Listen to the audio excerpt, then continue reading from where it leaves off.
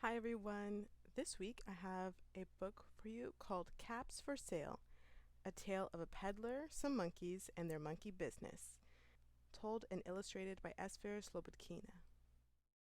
Once there was a peddler who sold caps, but he was not like an ordinary peddler, carrying his wares on his back. He carried them on top of his head. First, he had on his own checked cap, then a bunch of gray caps, then a bunch of brown caps, then a bunch of blue caps, and on the very top, a bunch of red caps. He walked up and down the streets, holding himself very straight so as not to upset his caps. As he went along, he called, "Caps! Caps for sale! 50 cents a cap!" One morning he couldn't sell any caps. He walked up the street and he walked down the street calling, "Caps! Caps for sale! 50 cents a cap!" But nobody wanted any caps that morning. Nobody wanted even a red cap. He began to feel very hungry, but he had no money for lunch. "I think I'll go for a walk in the country," said he, and he walked out of town, slowly, slowly, so as not to upset his caps. He walked for a long time, until he came to a great big tree. "That's a nice place for a rest," thought he, and he sat down very slowly under the tree and leaned back little by little against the tree trunk so as not to disturb the caps on his head.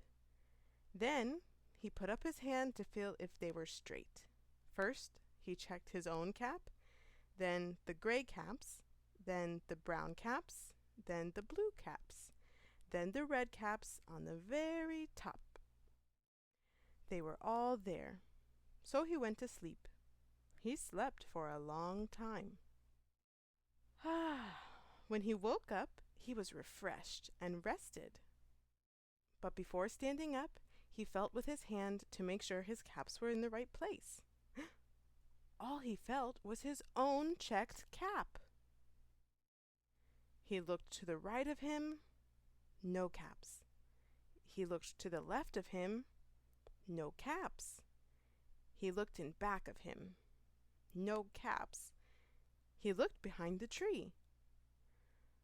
No caps.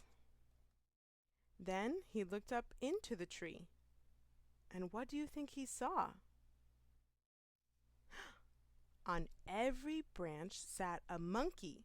On every monkey was a gray or a brown or a blue or a red cap.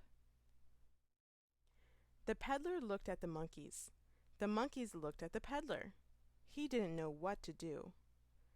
Finally, he spoke to them. "You monkeys, you," he said, shaking a finger at them, "you give me back my caps." But the monkeys only shook their fingers back at him and said, "Tss, tss, tss." This made the peddler angry, so he shook both hands at them and said, "You monkeys, you give me back my caps." But the monkeys only shook both their hands back at him and said, "Tss, tss, tss." Now he felt quite angry and stamped his foot, and he said, "You monkeys, you better give me back my caps." But the monkeys only stamped their feet back at him and said, "Tss, tss, tss." By this time the peddler was really very, very angry. He stamped both his feet and shouted, "You monkeys, you must give me back my caps." But the monkeys only stamped both their feet back at him and said, "Tss, tss, tss." At last he became so angry that he pulled off his own cap, threw it on the ground, and began to walk away. But then each monkey pulled off his cap, and all the gray caps, and all the brown caps, and all the blue caps, and all the red caps came flying down out of the tree. So the peddler picked up his caps and put them back on his head. First his own checked cap, then the gray caps, then the brown caps, then the blue caps, then the red caps on the very top.